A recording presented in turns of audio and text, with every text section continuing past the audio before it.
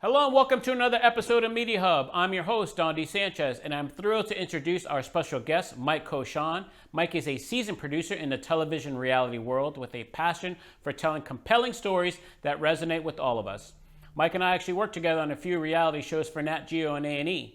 And what makes him stand out is his incredible versatility. He's not just a fantastic field producer and director, but he's also a wizard in the editing room.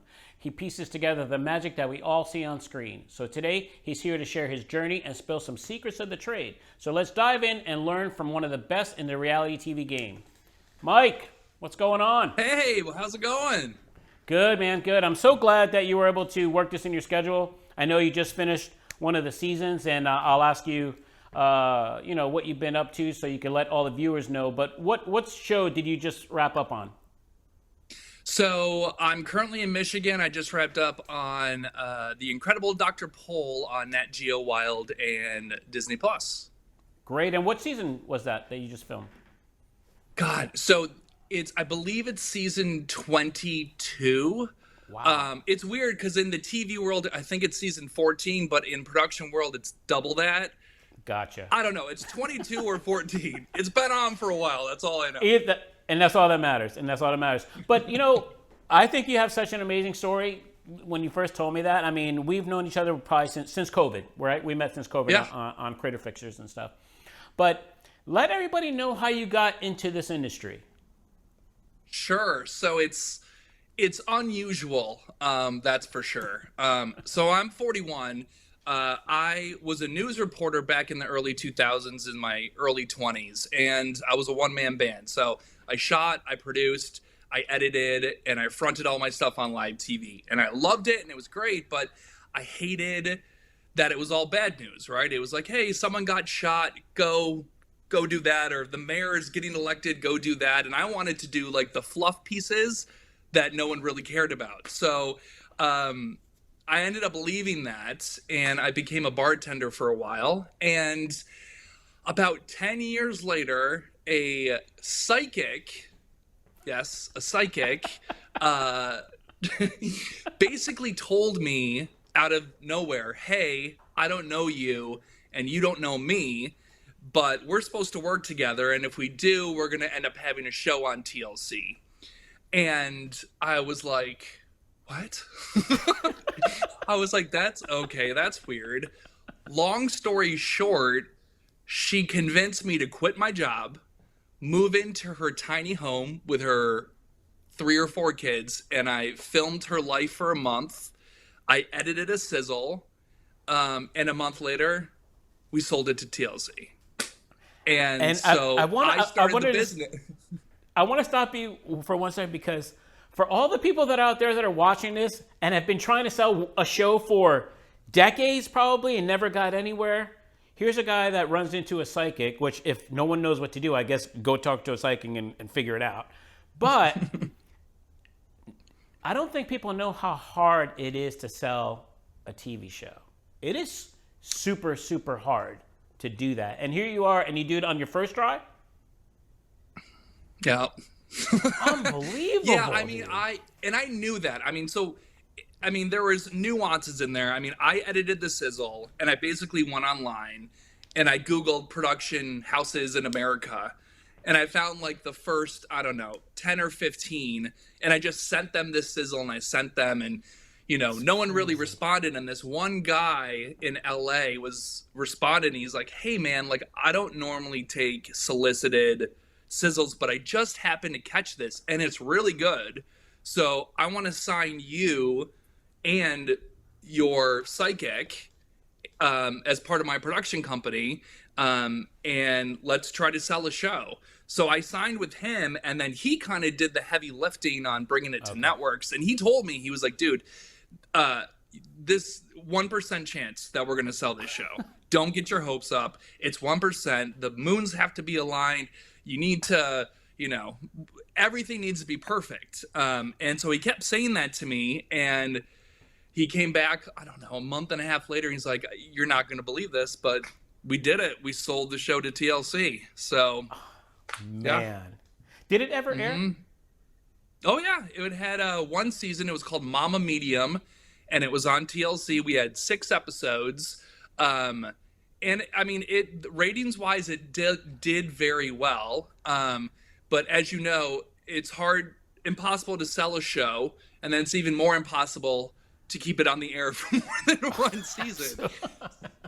So, we were up against the Long Island Medium, who's also on TLC. And I think, I don't know the story behind it, but I think there were some problems with there being 2 psychics on TLC. But we had 1 season, and it was great because it brought me into this business. Wow. And what did you ever go to film school or school for television or communications or anything? I went to college for 1 semester in 2000. My parents called it Camp College, and that was it for me. So I went, but I didn't really go to class. So the answer is no. I haven't had any formal training in this. Wow. So everything is self-taught. Everything's self-taught, yes. Wow. With experience. And look at where you are. Amazing. So thanks, man. What was your first job in TV? So my first job was... Besides the news one, like after news. Yeah, after news. Sure. Like, what was your first job? So I was in Connecticut for a while, and I actually hosted a TV show called Just Eat It. And I was the host and the producer on that. And we went around Connecticut and went to different restaurants, and, I don't know how to cook. So, they were like, here's Mike. He doesn't know how to boil water. Teach him how to cook. So I'd go around different restaurants in Connecticut, and we'd film that, and we did episodes on that. And that's on YouTube. So that was kind of my first real thing into reality TV. I want to go back further, though, because in 2007, and I consider this my first real experience, I was hired as James Brown's official videographer for his funerals when he died. So what? I was... Are you serious? Yeah, so in 2007, I was hired. I flew on his private jet with Al Sharpton and Jesse Jackson, and I went to the Apollo Theater, and I went to MC Hammer's church in South Carolina, and then the big one in Atlanta, and I just filmed full access to anything I wanted. So, yeah, that was kind of my first real dive in. Yeah. I had no idea. Dude, your story just keeps getting better and better on how you land. I know, it's crazy the way things work out. But that was sort of my first real experience into dealing, with celebrities and, how to handle yourself and, how to talk to people and how to get the bites you need and all of that. So that was kind of my first real hit into that. All right. And, now that you've been in the field a while, like what's the best thing that you like to do?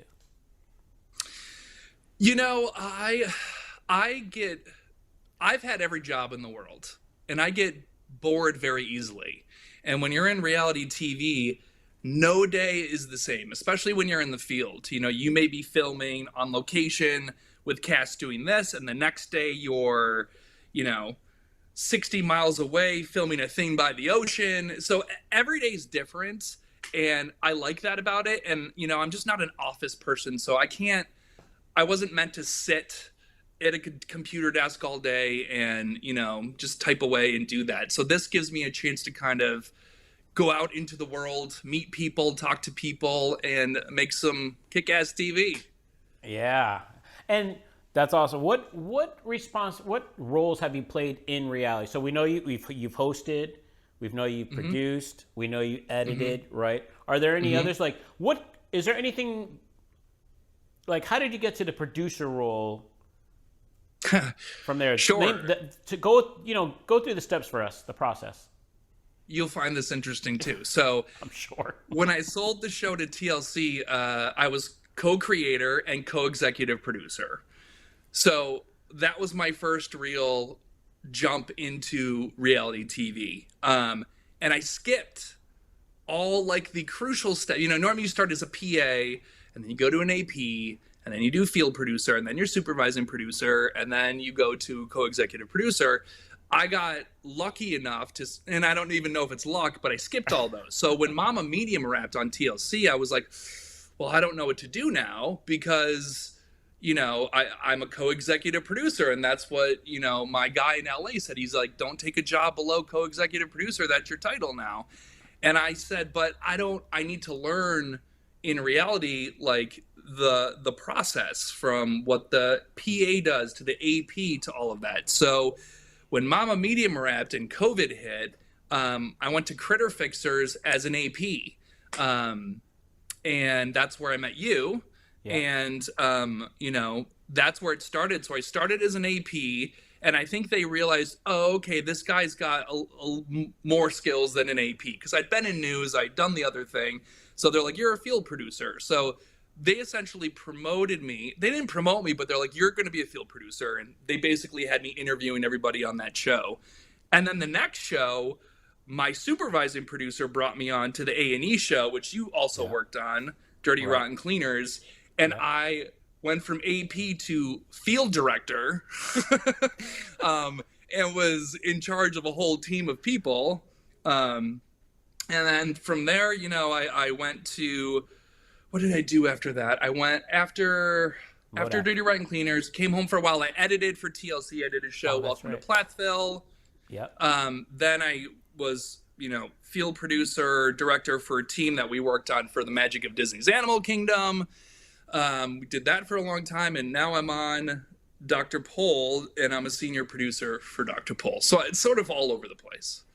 And I think it's important for people to know how you get the jobs too, right? Because for me, I just learned that I knew you had developed your own show. I didn't know it was that, like, you had just wrapped and went to Critter Fixers. I thought it was like a couple years. I didn't realize it was like you had just finished and jumped on that. Because when Gina had told us about it, that what you had done, I thought it was like a couple years ago. I had no idea you went from that to that. Okay. Yeah. All right. I mean, for me, what I've learned in this business is every job that I've had was from working with somebody prior. I've never gone on Staff Me Up or, Indeed and searched for field producer jobs and handed in my resume. I've been lucky enough to work really hard with great people, and then every job I've gotten since then was because I worked with them. So I met Dina DiMartini on Mama Medium. She was the co-executive producer. She brought me to Critter Fixers as the AP, then brought me to Dirty Rotten Cleaners as the field director. And then I went on to Platteville editing because I worked with the showrunner on Mama Medium, and she was the showrunner on Platteville. And then the Magic of Disney's Animal Kingdom was Rick Dowlern, who was the showrunner on Critter Fixers. Right. And then Dr. Pol, I got the job because of a producer I met on the Magic of Disney's Animal Kingdom. So every show has been because I met somebody and made a connection and went from there. Absolutely. So the power of relationships, the power of doing a good job. I always say, look, your last job is what people are going to go by, right? Mm-hmm. And that's what always launches you. You're always going to find your next job 95% of the time from your last job, right? 100%. How important is relationships? I'm going to go into relationships in branding or networking, right? How important is that? Oh, it's everything. If you don't have a connection and a relationship, if you go on a show and either don't do a good job or don't give 100% or don't connect, then no one's going to bring you on to another job.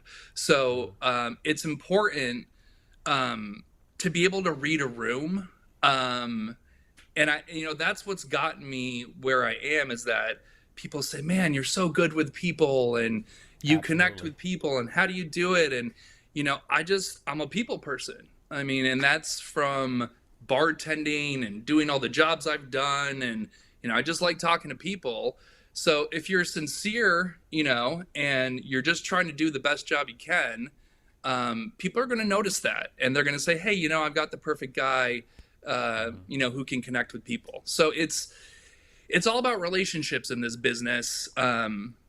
even when you're, as a field producer, my job is to get the bites, right? So your job is to interview someone on TV and who, what, where, when, why, and get the emotion that's behind it.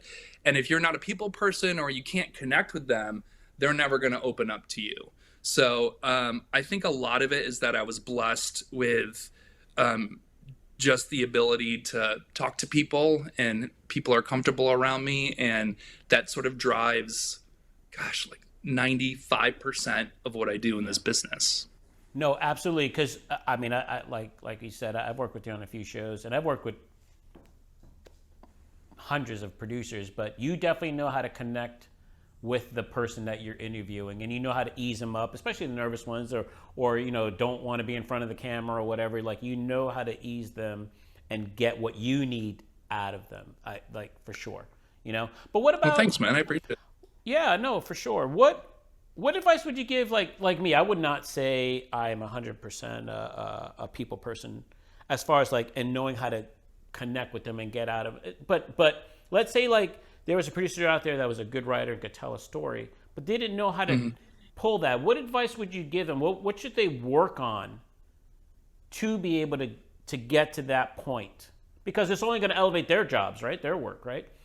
How would you say to help them get out of their shell? I mean, there's so many jobs in reality TV, writers, producers. It's just experience, for me, and I can only speak on my behalf, is don't be afraid to fail. And swallow your pride. There's jobs out there that you might be like, I'm too good for that, or I don't want to do that. Or, I mean, gosh, if I hadn't gone from my start as co-executive producer down to AP, I'd probably not be in this business. So you got to swallow your pride, just be able to learn. And, fake it till you make it, is my saying and my life motto. And, just do what you got to do, and don't give up. Don't give up. I love it. Fake it till you make it, which I have heard you say that quite a few times on shows we've been on. Mm-hmm. Do a good job. I love the part where you said, be humble, right? Yeah. Like you said, some people might say they're the other way around. Oh, it took me a long time to get over here, and now I'm a producer, but I have no job. I have no work, but I see this AP job. Yeah, but you don't know what that AP job is going to bring you to the next one. So exactly. Why even take the choice? Why even take the chance of that? Take the chance. If you've got the talent, yeah. Yeah, if you've got the talent, it doesn't matter if you're an AP or a field producer or a supervising producer. If you've got the talent, titles don't matter. So you'll come onto a show, and this has happened to me, where you're a lower title, and they'll be like, okay, but we're going to use you, doing more because we see you can do that. And then that opened doors for me down the road in those actual positions. So it's like I said, swallow your pride, be humble, and just do the best you can, and be nice to everybody you meet. But you know what, Mike? We should actually talk about that, because on DRC, you did move up. You did move up, right? So you don't even know what can happen, because let's say another producer, an exec producer or whatever, has to leave a show, or God forbid something happens. You don't know. So by you being prideful or not wanting to, I'm too good for this, or I'm too good not to, to go in a lower position. You don't know what can happen during the show that you might elevate during the show. You might have to move up during the show, because that happened to you, correct? Oh yeah, it was first week of Dirty Rotten Cleaners. Yeah. And my supervising producer had to leave. Right. And remember the show before this, I was an AP on, and now I'm a field director and sort of a supervising producer now, and a field producer, and I'm in charge of, I don't know, 15 people. And I remember thinking, oh my gosh, and I had skipped important lessons that you learn as a PA, walkie lingo, right? So walkie lingo you learn as you go up. So, I would go on the walkie and be like, all right, guys, let's plug them in and turn them on. And everybody would make fun of me. And it was a whole thing. But we had such a great crew on that, Oh my God. it worked. And I remember the showrunner sat me down a couple weeks later. We were at the hotel and he's like, so like, what's your deal? And I'm like, what do you mean? He's like, well, like, how long you been in the business? How many shows you've been working on? And I was honest with him, and I'm like, dude, like, I was an AP on my last show. And he's like, what? He's like, you're doing a great job of faking it. He's like, so I'm glad to have you here.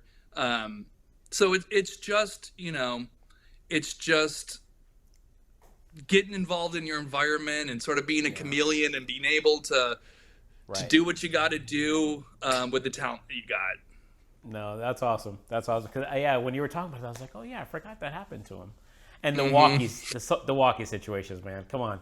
It was like, I know. Especially when you have it up here and you're screaming, you're like, Mike, you're literally blowing out my eardrums right now. I still do that. By the way, I still do that. Your poor crew, man. Or you would press in and start talking. Bring it down. Or you talk. And you would talk, and we wouldn't get the first half. We'd only get the second half. We'd all look at each other like, what the hell is he saying? Like, I have no idea what. Yeah, walkie etiquette. 101. See, but that's what you learn as like a PA, right? And as an AP, there's like really important like lessons and like basic lifelines you learn that I missed. So, and I'm still learning every day. I'm on my 5th or 6th show now. But yeah, I mean, even last week they were like, Cauchon, bring it here. You don't need to yell. So I know it all too well. For sure. I know it all too well. Yeah. My other favorite with you is like, Mike, how long is this in this moment? Is this really in the moment, or is it an interview? No, Donnie, it's an in the moment. 20 minutes later, you're like, I'm gonna kill this freaking guy right now. I'm like, Hugh Downs, this is 2020. I've gotten better at that though. I really have. You'll see on the next show we work on. Good. Oh man, whenever he said in the moment, like, tripod, bring my tripod, please. I don't care what he says. 45 minutes into the interview. Holy crap. Oh man, good times. Let's talk about the development phase, right? How do you approach the development phase of a new reality show? Like what do you do? Well, so like in regards to, I mean, I have 2 different experiences with that. So I have the development phase of where I developed Mama Medium. And then I was a part of a crew for Dirty Rotten Cleaners because that was a brand new show where we were trying to figure out what the show was from the beginning. So Absolutely. Which one do you want me to kind of chat about? Let's go with DRC, with Dirty Rotten Cleaners. Only because you're right.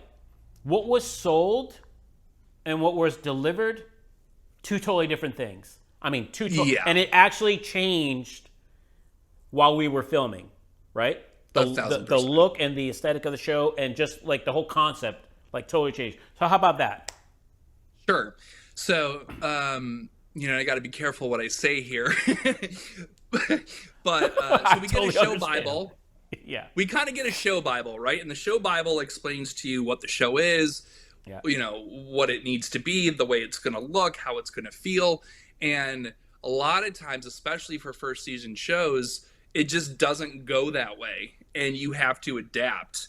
So, for Dirty Rotten Cleaners, it was a biohazard cleanup show where we were going to have like 20 different cast members and we are going to follow them around the state of Florida and, watch what they do with cleaning up biohazard. And we lost like 96% of the cast week 1. Yeah. So we were sort of left with, I think, 3 families. And the families, I mean, we had one crew, Mike and Missy in Florida, and they were kind of my family. And so now the show isn't following all these different people. It's following these very specific groups of families. And so that changes, right? Because in a show that's fast paced with, 30 seconds of this family and then this family, and it's cleaning. So like, how interesting is cleaning, right? So can you watch 45 minutes of someone sweeping a floor? No, Right. you can't, Right. because it gets Right. boring. So you have to create some drama and some, human condition ties. So that's what sort of happened. So when we were with Mike and Missy, they had two sons, Mason, and I forgot the older one's Josh. name, but Josh. Josh, yes. So we incorporated them into the show, and we found little moments. So, I got to know Mason, and I learned he's a sporty guy who doesn't like dirt. And then there's his older brother who's just a badass. And now you take those and you hone in on them and you bring them into situations. And for me, the show I was making was more of a comedy than it was a cleaning show, because I'm like, do I want to watch someone just sweep up a floor, like I said, for 45 minutes, or do we want to add some fun into this? So Right. it started with this, and it did a 180, and it was still about cleaning, but we saw the human ties and the emotional ties and the personal ties with these families. And I think, that was a struggle of a show that had a lot of twists and turns in production. And for what we had, I think we did a pretty awesome job. No, for sure. Especially with what, like you said, always we were figuring it out the first few weeks, and like you said, no one can tie into a house or clean. There's no Yeah. emotional connection. So the way you found that, the connection of what you had too. This is what I have to work with. How am I going to make this work? That's what's so important about it. Right. And that comes back to being a people person though. In that Oh, role. 1,000%. My dog's coming into the frame. Yeah, Sorry that's all about right. that. What's his name? What's the dog's name? That's Teddy. You treat Teddy like a son. I see your post, No, man. Teddy It's like he's my guy. I don't have kids. This is my kid. So we're in Michigan. He lives here with me, and I work on the show, Dr. Pole. He comes to work every day. He's the production dog. So he's living the dream here. He's got the best vet in the world. It's great. So especially on the vet show, pets get the best of the best. Oh, yeah. Seriously. Oh, yeah. The better than the And humans. I literally call. Dr. Pole, there's another vet, Dr. Lisa, who I know I'm good friends with. I got her number in speed dial. So if he's even walking funny, he's 13 and a half. I'm like, Lisa, there's something wrong. Will you FaceTime me? And, she's good enough to let me do that. But he's got the best care here, so it's great. And just a little side note, because I actually know what you're talking about, because I told my wife, if my dog ever died or was sick, not died, 5 hours, boom, straight to the docks at Crater Fixers. I was actually there In this Georgia, past weekend. I was just there this weekend. Were you? Yeah, I was driving by, and we see a Buc-ee's, and my wife and I love Buc-ee's. We're like, oh, we got to stop. And I had no idea. I didn't even put it together that it was one of Robin's exit. So I text Jeff, and I'm like, bro, I'm literally like right here, right now. And because I didn't realize it was building while we were there. I didn't even put two and two together. But I was just there this past weekend. It was so cool. And because Jeff had told me that he thought that they were filming, but going back to the care and the things like that, like I would, like if it was an emergency, no doubt, all the way over there. I take the 5 hour drive. Oh yeah. Yeah, 1,000%. And I've got 100%. ties now. I've got vet ties in Georgia. I got vet ties in Michigan. I'm kind of like, I've sort of niched myself into the animal guy, which is fine. Do you actually? Now that you say that, let's bring that up. Is it? Do you like being stuck in a niche, or do you think that people should? Because here's the deal: it happens with everything, right? No matter what position, honestly, right? Whether you're a DP or producer or creator, like you get pigeonholed a little bit, right? Once you get in, do you find that as a positive or a negative? It's how you look at it, right? A job's a job is a job. But yeah, so for me, I started off in reality drama. I went to animals. Then I went to drama, animals. So it's, the great thing about animals is, and a lot of people will tell you this, there's different types of reality TV producers. There's the drama ones that, they'll do and say whatever they need to say to get the bite. I that's not who I am. So it's nice to work on animal shows because I see it as more of a docu-series than a reality show. You're Yeah. not really producing things. You're getting story from what's actually happening. So you're not kind of setting things up. But niche-wise, I mean, that's what's great about this business. And for me is, I might be working on the Dr. Pol show now, and then when this ends, I might be on another drama show, and then if I get sick of drama, I can, I've got the experience to do animal stuff, and I'll go back to the animals. So it's for me, I don't mind. My big want, this is what I want, and this is going to sound crazy. Yeah. I want to work on an alien show, like one of those like Area 51 shows where like they go and find aliens. That's like my guilty pleasure of reality producing that I really want to do. So if anybody's watching and they want reality producer that's great for aliens in an alien show, call me. I actually did. I worked on a show called In Search of in the '90s, which was an original show in the '70s. And one of the my episode was voodoo, but one of the episodes was on UFO and stuff like that. You would turn it into a comedy, though. You would definitely turn it into a comedy. Listen, here's the thing. You can still be serious and have a little bit of comedy in there, right? So you can tell the story and still have some humor in it. Yeah. And we're living in crazy times, man. Like if you don't have the humor, I feel bad for people that don't have a sense of humor, especially the climate we're living in right now. No, that's actually a very good point.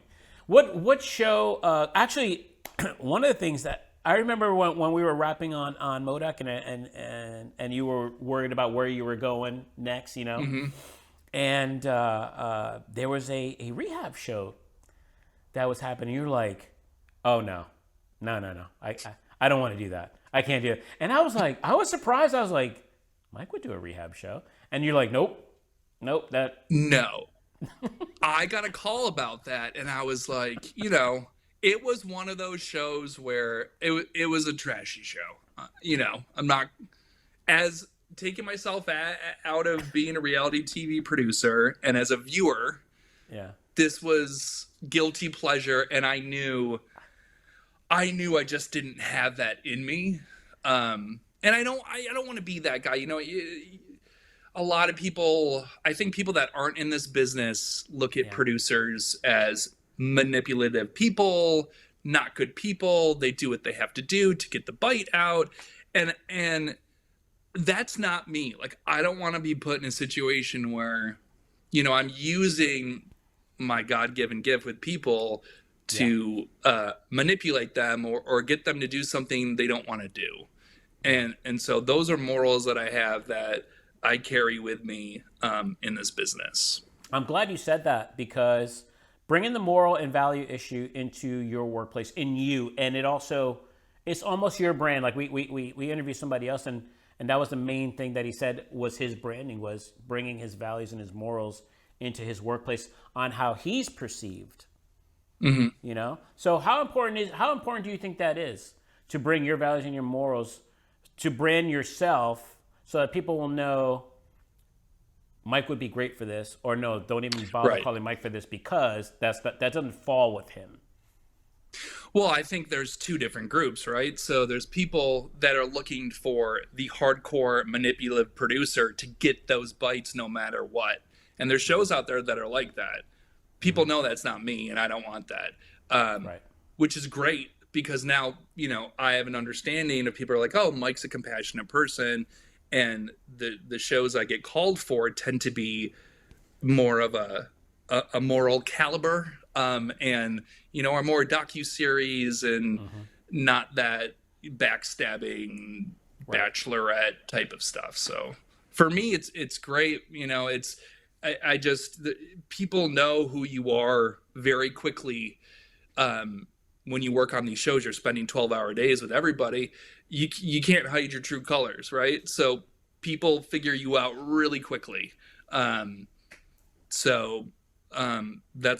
worked out for me so far. No, well, that's good because for me, personally, I'm the same way. Like I said in another interview, there's only one show that I asked to get off of my whole career, because I was going home feeling not right, and I was like, I can't do this. So like within the first couple days, I was like, look, it's not you, it's me. It has nothing to do with your show. It just I don't sit right.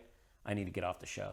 And I think especially for people that are trying to get in the business or trying to move up in their career, they think that I want them to know that, listen, you don't have to sell yourself out to move up in this industry. And that's what I wanted to really get across with that, You don't have to do that. Stick to your guns, and people are going to respect you more if you stick to your guns and, wait it out. Don't just take a job for the money because, you need it. You know what I mean?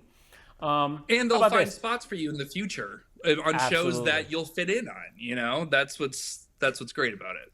No, that's a very good point. So, throughout all the shows you've done, right? And you know how things go. Everything that's planned might not work out the way it is planned, right? We all know that. Right? You don't know what you're walking into that day, right? But in your opinion, how do you handle challenges and unexpected situations during filming? And if you have something to share, like a story to go, that would be best. Sure. So, and I'm trying to think of, obviously you and I both signed a lot of NDAs, so I don't oh, no, I know, of course. Yeah, I'm sure. So whatever you think is good. Yeah, I mean, listen, things, like you said, you may have a plan and you get there and your plan is falling apart. Without getting into specifics or what show I'm working on or what happened, there was a time where I was working on a show, big budget show, and, the network's spending millions of dollars. So if you have a plan and it falls through, you have to come up with a plan B, because that day can't just be a wash, because the network loses thousands, hundreds of thousands of dollars. So you have to adapt and you have to pivot. So, for me, each day, when I go the night before, I think about that and I say, okay, tomorrow we're going to film this. Well, what if this happens? What if this happens? What if that happens? Well, then I can shift to this, or I can do that. And I try to prep myself as much as I can so that I have options when things fall apart. Sometimes there's just no time, and you in the moment have to figure out what to do, and you have to make that choice. And a lot of times there's no time to call the showrunner or this person or that person. They're busy. You just got to decide. And I think that's where instincts come into play. Just sort of figuring out how to pivot from that certain situation. Yeah, no, for sure. Thinking on your feet, making sure you get something, making lemonade out of lemons, right? Mm-hmm. Okay. Listen, I know you and I both, we could come up with experiences together, right? For sure. That we've had to pivot on, and it's just part of the business. You have to, again, don't be afraid to fail. Don't be afraid to make decisions. Don't be afraid to use your gut. Gut comes into this business a lot. Intuition and what you should do in certain circumstances. You're not always going to make the right decision, but you cannot not make a decision, right? So you can't just stand there and go, well, I'm not going to do anything. You have to figure it out. Yeah, no, that's all good. Especially for somebody new, let's say an AP or something like that, that might get put in a position. Like, let's say, 2 stories are going on and the AP, you're like, hey, I need you to produce this next segment. And you don't want them to be scared on the spot because something doesn't work out. Actually, that's how they're going to be testing. That's how people are going to be watching and be like, hey, he or she could handle it. Let's move he or she up. Let's give them exactly. That's exactly how it happens. That's exactly right. Yep. Yeah. Okay. In your opinion, what makes a good reality TV show successful? There's a lot of different answers to that. There's viewership and there's ratings. But for me, I think reality is all about the human condition, and it's about how people react to certain circumstances and the emotion that comes into play. Um, for a show to be successful, in my opinion, is it's you got to be able to connect with these characters, these real people, right? So if there's a lot of producing going on, and when I say producing, I mean scripted things. Some of those shows do it very well, but for me, I like to keep it as real and raw as possible. And I think people subconsciously pick up on that when they watch shows. Dr. Pole's been on the air for 12 years, and it's because it's not messed with. It's literally we follow the doctor. The vets, the clinic, we watch them do what they do, and then we interview people that are bringing in their animals, and how are you feeling? Like, this has got to be a scary time for you. I have a dog. I'd be terrified if something was going on. Tell me what's going through your mind. So it's connecting with people and just getting a genuine reaction, and I think the audience and viewers recognize that and want to continue to watch that. That's good. Which brought me to my next question. I think you answered it a little bit, but the storytelling part, right? How do you balance the storytelling and the entertainment, but still maintaining the authenticity of the show? How do you balance all that? Because you need a little bit of everything, right? Sure, you do need a little bit of everything, but I think, and again, it's different for first season shows versus, later season shows. But and I'm going to use Dr. Pole as an example again. It finds itself. So the storytelling, and my thing is, I want, and this is where you kind of make fun of me a little bit for my interviews being so long, but I've been an editor too. So I know I've been in the edit bay, and I'm like, damn, I wish they would have asked this, or I wish they would have gotten that bite. So I'm always thinking, okay, what can they use in edit? I watch what the guys are filming. I mean, even as minute as it's raining, right? The raining has nothing to do with the story. But if you ask somebody about the weather and like, hey, it's raining, like, how was your drive in today? You might get a bite that's like, oh my God, it's a great bite. It was golden. It had nothing to do, but it spaces out the stories a little bit and gives you kind of a different little insight into the day. So I try to find any moments, and I try to utilize myself as an editor in the field in what I would ask them and what I would do. I probably didn't answer your question, but that's where my brain went. No, but that brings up a good question for me. How much in Dr. Pole do you have say about the edit, the finished product? So what's great about Dr. Pole is we have a great relationship with post, and we often have conference calls. Now, obviously they're not here, we're in the field, but every week, when they're working on episodes, we chat with one another, and they'll say, hey, here's the beat sheet for episode so-and-so. Tell me what you think. Was there a piece you think would be better or missing? And it's great because I think in a lot of shows, there's this disconnect between field and edit. And they're two separate entities. It's like, okay, the field shot this, they're done. Now we take what they have and we got to turn it into something. If you bring these two groups in and you just chat, it's like, it's common sense. I know.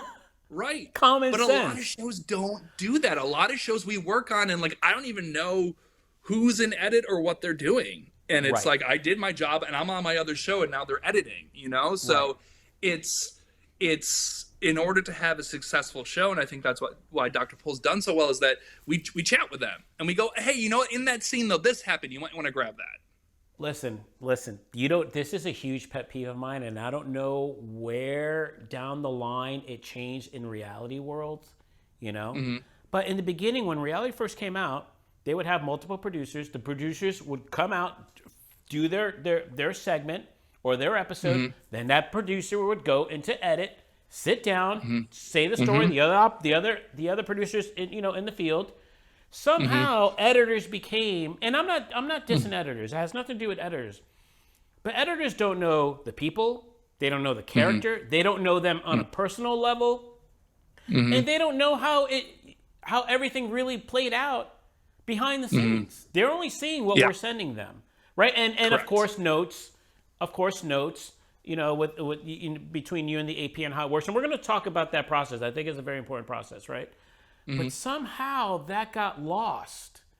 I don't know if it's a budget thing or I don't know how. I really don't know how that happened, but I feel like it is. there a is budget a thing, huge right? disconnect. Yeah. But the disconnect, listen, when we did pickups on a certain show, I'm not going to name the show, and the pickups, and it wasn't you guys there, and and everything came from the editor that put the story together, and the character's like, what is this? I'm not saying like, that. I'm not saying that. I don't even talk like this. This isn't even me. And somehow we need to get back to that. Like, it needs to go back because it's a total disconnect. Like I said, has nothing to do with the editor, but at least have some sort of communication or weekly meeting or something about the segment that you come together and be like, hey, we need to have more input and communication between the two. Sometimes in every industry, not just reality.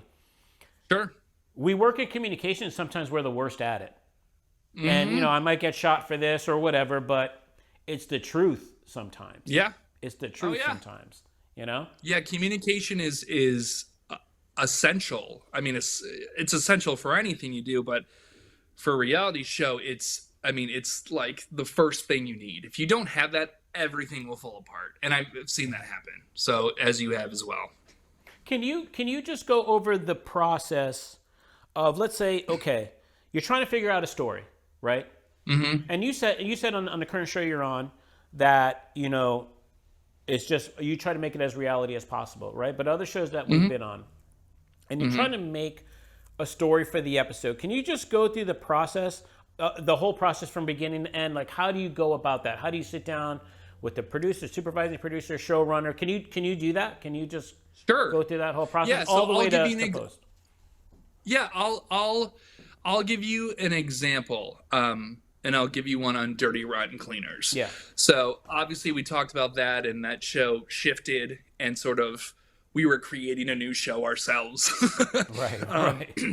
But there was a scene I wanted to set up, and it was essentially introducing Mike and Missy and their family.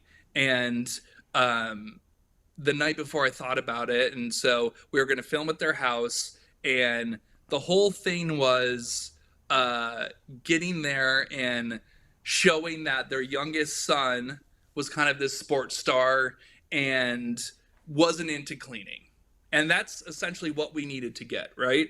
So we got there, and I don't know if you remember this, but there was a picture of him in the hallway, and it was the funniest photo of him. It was like a high school photo like this. And so we set up a scene where, mom and dad were on the couch, and he came out of his room and popped his head around the corner and sort of was just like, they were like, hey man, you got to come with us on this clean. And he's like, oh, I don't want to, that's not really my jam. And they were like, oh, well, if you want to go to soccer and you want to do this, you got to do this. And it just became a really funny scene. And for me, I felt like it wasn't set up and it wasn't fake. It was, okay, we need to establish you guys as, this family, this loving family and this funny family. And, this is the scene I want to set up, and you kind of go with it. And I talked to Post. Actually, it's funny. I became Post on that show, actually. I said at the end, yeah. Yeah, they brought me in to edit it because they were having problems with it. And I remember them saying, I don't know. And I was like, listen, if you want me to give you a shot, if you want me to try to do this, I will. So I went in and I ended up editing a lot of those episodes. But I was there, right? So I knew like, okay, let's set this up. And I knew that family and it was so much easier in creating a show. But it's important. I don't even remember what your question was, Donnie. What were you asking me? You were actually on point though. It's not that you forgot it. You were on point because I'm gonna say it to you because you did say a little process. But let's say another show. Let's say a show that there's a showrunner, supervising producer, and you were the producer of one of our teams, right? And they say, okay, this is the story we're going after, right? Oh, okay. Tell me the process of how You take those notes that they give you. I'm assuming all producers go, because you guys always had a producers meeting.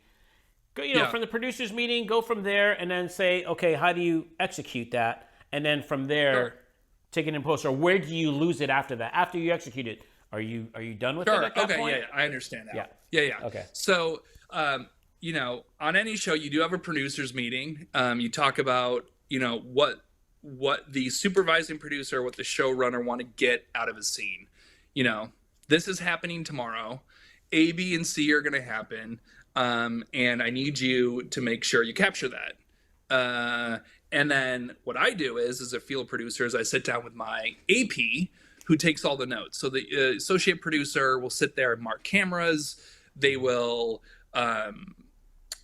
take notes, time code, everything that's happening. And it's super important, especially when it comes to verite and things that are happening. These notes will then be used later in edit for someone to look back when they have all this raw footage and go, oh, okay, so I know at 13:33, so and so laughed at this joke, which is crucial to the scene. So it's creating an atmosphere when we go to shoot.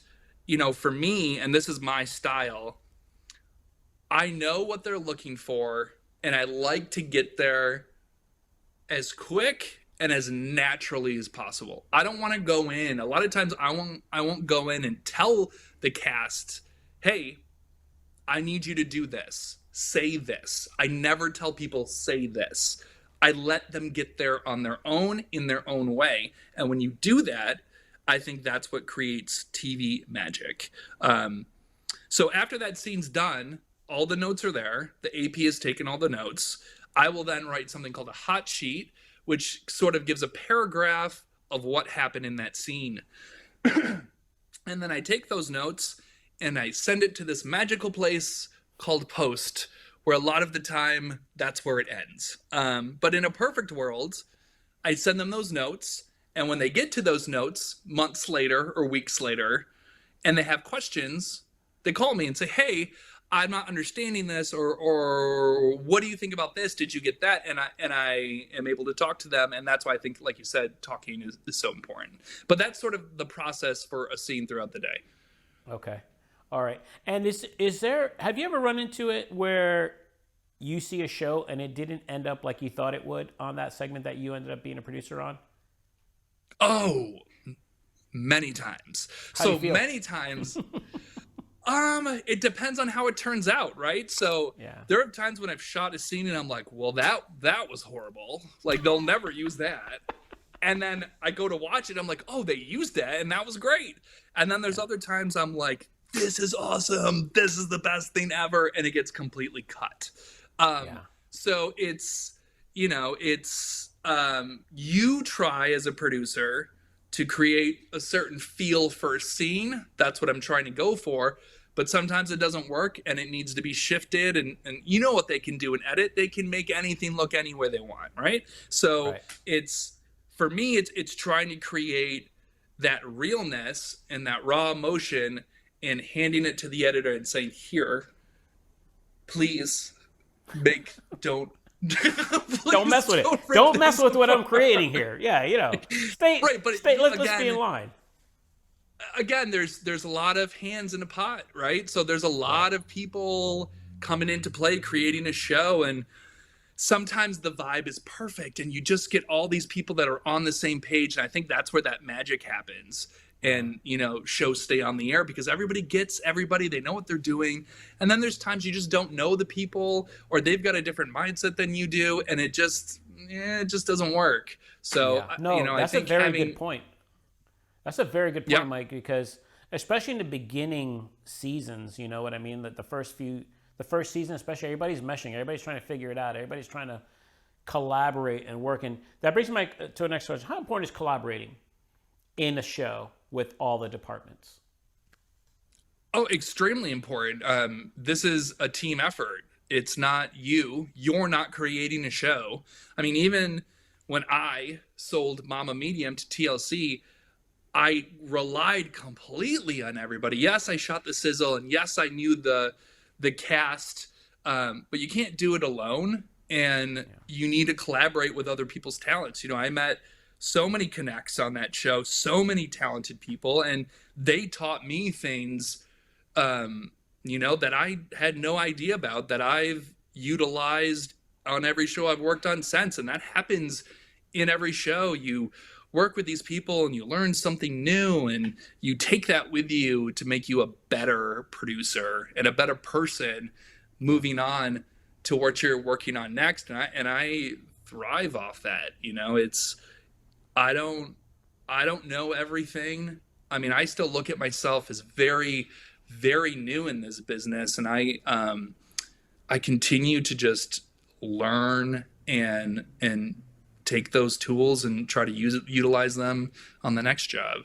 But like we talked about, collaboration, especially between post and the field, I think that's been lost a little bit, and that needs to come back. But we're living in a weird time with streaming and cable TV sort of dying, and it's a weird world to be in.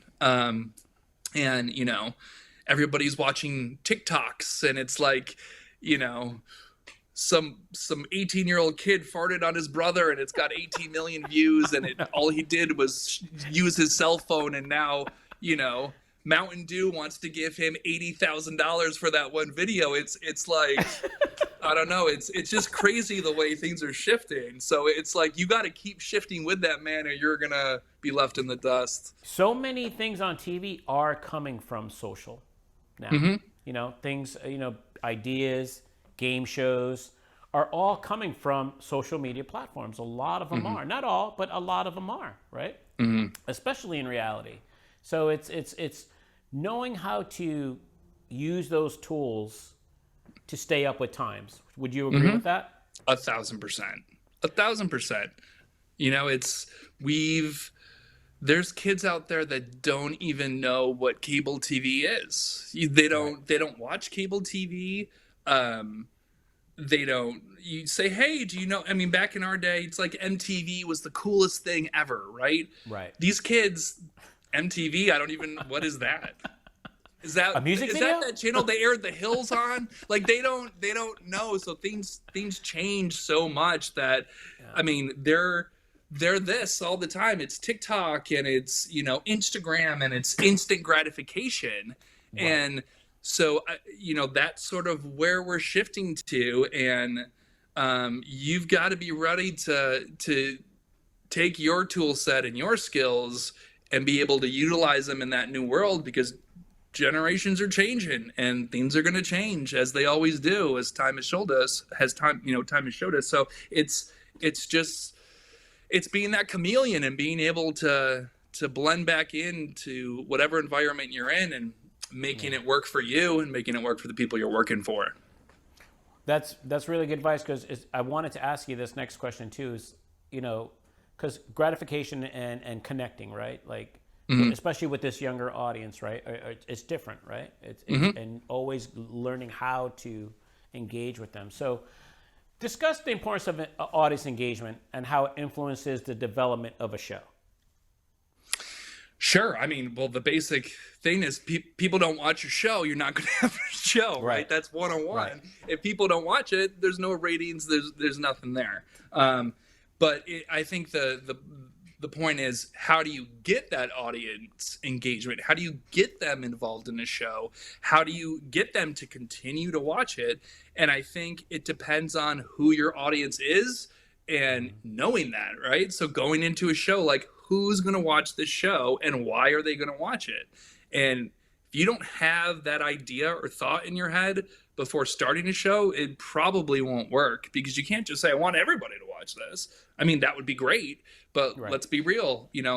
60-year-old people don't watch the same as 20-year-old people.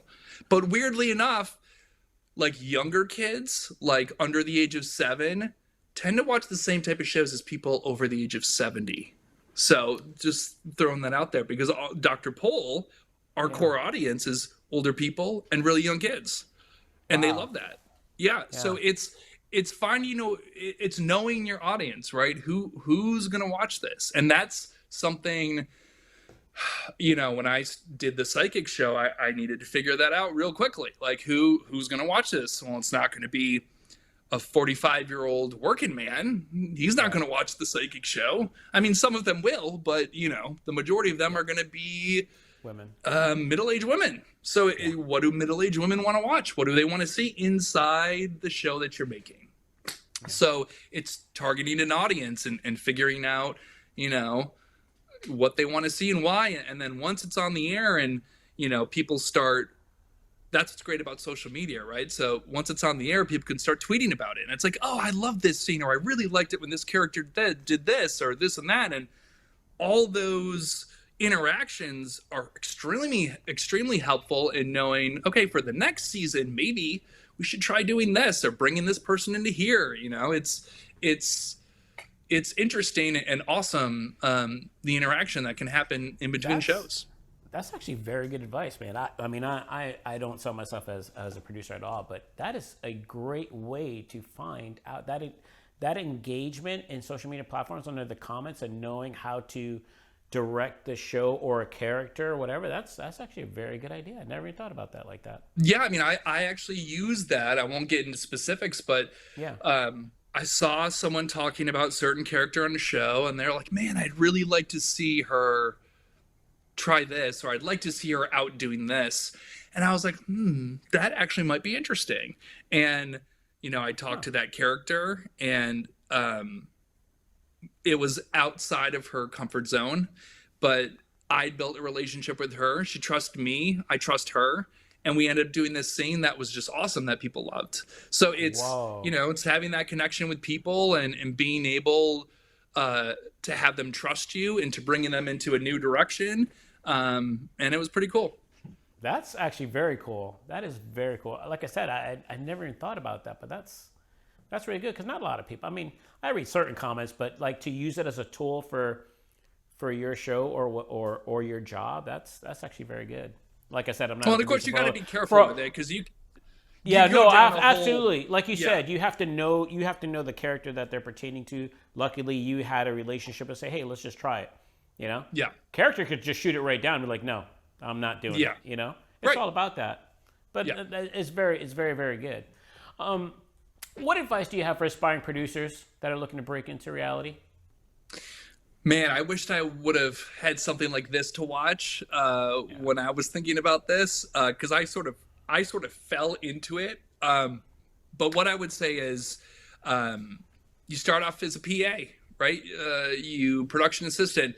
You go, you get lunch, you get people's coffees, and hopefully you're on a crew where you can figure out what you're interested in. Oh, am I interested in camera work? Am I interested in the producing aspect? And you get to sort of see how each of those department works, and you find out what you're good at. And you might say, oh man, like I thought I liked camera, but I'm really good at talking to people. And, they let me do this interview and I did okay. Maybe that's what I want to do. And then maybe next season you're a AP. So it's getting your foot in the door. That's the hardest part. And it's figuring out how to do that. For me, again, I did it sort of backwards and wrong, but they're always looking for PAs, man. Like, everybody needs a PA. They need a couple. So it's if you're serious about it and you're not in, what I say, a major city, or a place they film a lot of shows in, you got to go there. You got to be a local. You got to be in, Atlanta, New York, LA, Chicago, and then just, go on Staff Me Up, look at Facebook. There's different groups. There's crew stories, which I'm a part of. And a lot of people post in there looking for a PA, looking for someone tomorrow. You got to be flexible. You got to be ready to go. There's plenty of jobs.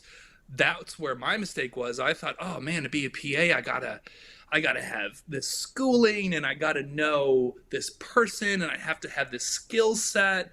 And that's not it at all. If you're just a decent human being that's not a complete idiot, you're going to be fine. And you're going to find your place, hopefully, in that field. And if you don't, then it's not for you. But that's where you want to start. And that's what I would tell people. Awesome, man. Awesome advice. Now I want to get to a very important part, because we know that we work long hours. Mm-hmm. Doesn't matter the weekend, doesn't matter the holidays, it does not matter. None of that matters. And this is the industry we chose to work in, right? That's what I tell people. You chose to work in this industry. No one forced you, but this is what it takes to work in this industry. How do you balance work and home life? Ooh, that is the ultimate question, isn't it? For me, I'm a single guy. I don't have kids. It's a lot easier for me to do this. I tend to dive into my work. I love living my work. I like being a part of it. I don't mind being on call the whole time, because that's what I'm here to do. So for me, it's not hard to do. My son is my dog, and luckily for me, he gets to come with me the whole time. So it's great. But for other people, like for you, Donnie, you've got a family, you've got kids. I don't want to speak for you, but I often tell people, I'm like, I don't know how they do it. Like, you're away from your family for months, weeks on end. You're not home, and it's like, I don't know. I mean, it speaks volumes to the relationship you have with your wife and your family. I mean, you guys are great, from what I see. And so I guess I should ask you, how do you do it? Because I don't have an answer to that. Well, and I said this before in another interview, I actually got off the road because of it. Because like you said, I could have easily stayed on the road and been on, go to show to show to show to show 4 or 5 months. And for me personally, like you said, with kids, I had 3 kids at home. And my wife was literally raising the kids on her own, and you don't get that time back. You don't get that time back, So I made the choice. I was like, I got to get off the road. And what I did was, and that's how I ended up opening up IPG, actually, just like that, because I was like, I need to figure out to stay home and do my thing here locally. And because I still had local clients as well, but it was so easy to go on reality because it was multiple days, months at a time. The money was there, but I was sacrificing my relationship at home, and for me, that's more important, Yeah. So I ended up getting off the road, but I did tell my reality show clients, I was like, look, I'll do the treatment video, I'll do the pilot, I'll even do the swing team. I don't need to be the main person, just so I could try to keep those clients as well. But I definitely got off the road, because if you're looking to get into reality and you have a family, this industry alone is hard. It doesn't matter what part you're in. If you have a family and you're in the TV industry or TV and film, it is hard. Yeah. It is so sad. Like the divorce rate in this industry is really, really high. Yeah, I can imagine. Really, so, and you definitely got to think about that if you're going to do it. If you make the choice, know and tell your partner, look, this is what it takes. So it's hard, but for someone like you that is single and can move at a drop of a hat, like do you actually have an apartment you pay for while you're out of town, or no? No, I'm a transient. I'm a total transient. It's funny because when I started, so when COVID hit, that's when sort of everything went nuts, right? So when COVID hit, I had a house I was renting, and I got rid of that because I'm like, I don't even know what I'm doing. So I ended up moving in with my sister, and that was sort of my home base in Philadelphia. But that was 2020, and I've been show to show to show to show, and they obviously put you up. So no, I don't have a home base, and again, for me, it works. It's great. But like you said, for people with families, I can only imagine. I think it's just about making it work for you. Right. It doesn't have to be you're on the road so far away all the time. If you're in Florida, right? So like there's tons of work in Florida. And so it can become a day play thing where, it's just like a regular job-ish. You're coming home at the end of the night. Absolutely. So it's making it work for you, just doing the research, looking up where a lot of shows are filmed, where the industry thrives, if you're serious, locating yourself to that area and making it work for you. What do you That's the do when you're most on I can hiatus, tell you. though? Mike, what do you do when you're on hiatus? So let's say you do 3 or 4 months straight, right? Let's say you do a season, right? However long that season may be, right? Do you automatically look to get on another show, or do you okay, now I need to take time off and recuperate? Oh no, I'm go go go. So if I know a show is coming to an end, I'm looking a month and a half to 2 months before that happens and starting to put my feelers out there, saying, hey, I'm wrapping up on this show, so and so, do you got anything? And it's luckily enough for me, the people I've made connections with, every time I've asked that, it's been, yes, I do have this, and yes, we want you. And so I've been working nonstop since 2020 because of that. So I mean, there's been 2, 3, maybe a month in between things where I was I don't know what's going on. But it's always sort of worked out, and I'm just kind of hoping it stays that way. Yeah. Well, I'm sure it will, man. Like I said before in the beginning, you're good at what you do. You will definitely land somewhere, or this whole hiatus thing with what's going on right now in our time with strikes all over the place, and people holding on to money because they don't know what the economy is going to do, or they're not seeing a return, like the networks, not the production companies, but the networks are not seeing the returns they're getting, so they're making decisions. You just have to be in limbo, but it's all going to work out. It's all going to work out. People need entertainment, man. They always need entertainment in some form or another. That can't go away. So it's figuring out where you land in that. I will say this, and I don't know how it's playing out, but last time the economy was like this, or there was a war, someone told me when I first got in the industry, it's look, entertainment picks up when the economy's bad or there's a war because people stay inside and they need entertainment. Now, that being said, when this strike happened, right, on the last strike, reality boomed. And that's what I was waiting for. I'm oh man, reality's just gonna kick in, and it didn't. It didn't kick in. And I'm oh, what's the difference? And then you got to start looking okay, what's playing out? And the only thing that really is different is all the streaming networks now. So every network has to have their own content, but are they making money? Right. You could be spending money, but you got to make it to keep it going. So this is my 2 cents. I don't know if it's even true or not, but I'm wondering why didn't it pick up? Why didn't it boom when the strike happened? Why didn't more shows pop up into place? Are people done and sick of reality? I don't know. Maybe I have a show on it. I don't know. There's so many options now out there, right? Yeah. Before, streaming wise, it was Netflix and Hulu, and that was it. So people paid the monthly premium, but now you've got Paramount Plus, you've got Disney Plus, and just countless others where they've sort of strategically placed really crucial shows and moments well, you can only watch this show if you have this subscription. So then you're going to need this subscription if you want to watch this show.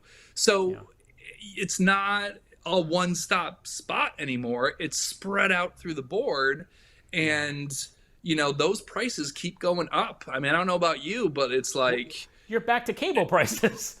Yeah, exactly. It's just going up and up and up. And so people are you know what? I'm just going to get on TikTok and endlessly scroll for the next hour and be entertained that way. Absolutely.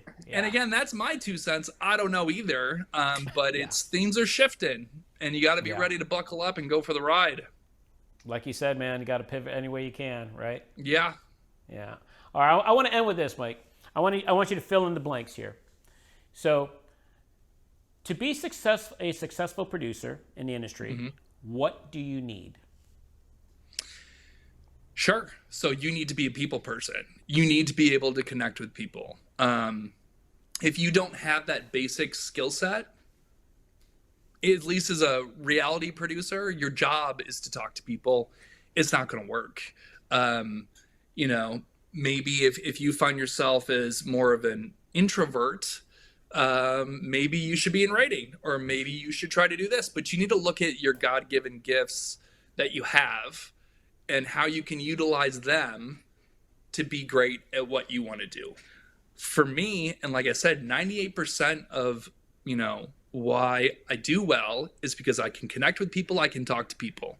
And that alone is basically all of the job. As long as you can do that, you're great. So if you're a people person and you're like, man, how am I gonna get into reality TV as a producer? You already have it. All you got to do is use it on the show you're working on, and you'll be fine. And you got to have a strong work ethic. You got to be able to put in the hours, and you got to be passionate. My thing is I'm passionate about this. I love creating stuff. I love creating TV. I've been creating stuff since I was a little kid. I mean, I think half the reason I'm in this world is my dad had a video camera, the old school one with like the VHS strap, and he would videotape all of us kids. And I saw him doing that, and I thought that was so awesome. And then I got into videotaping, and then learning about editing, and then learning about how to talk to people and interview people, and it sort of shifted. So it's just being a part of that, and taking your tools and your gifts and making them work for you. Awesome, man. Hey, man, I just want to say thank you. Thank you for taking the time out. I think you had a lot of good advice for our viewers. I know they're going to enjoy it. I enjoyed talking to you. We had a good time. I had a lot of laughs. But and I wish you all the best. Hopefully you guys will get out of hiatus real quick and get back on it. I know you love the show you're on, so I wish you all the best. I appreciate you having me on, and hopefully I'm sure we're going to end up working together at some point again. It always works out that way. So I'm sure, man. All right, Mike, have a good one. Thank you. Hey, you too. Thanks, Dondi. All right. Mike gave us some really good points about being a producer in the world of reality. Some of his key points he told us was to be able to pivot swiftly and effectively. In this ever-changing landscape of reality TV, being prepared to adapt at a moment's notice is key. Be ready to put in long hours because this is definitely a demanding environment. Humbling oneself and embracing the opportunity to learn even from your failures is the hallmark of success.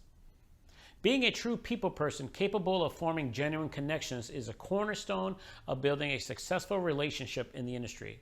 Whether it's with colleagues, participants, or viewers, the ability to connect emotionally is what breathes life into the narratives that we create. And lastly, set aside pride. Be willing to take a step back to take a leap forward. Sometimes a lower position offers the chance to learn and observe from a different vantage point, paving the way for a more enriching and a fulfilling journey. Until next time, I'm Dondi Sanchez, and this is Media Hub.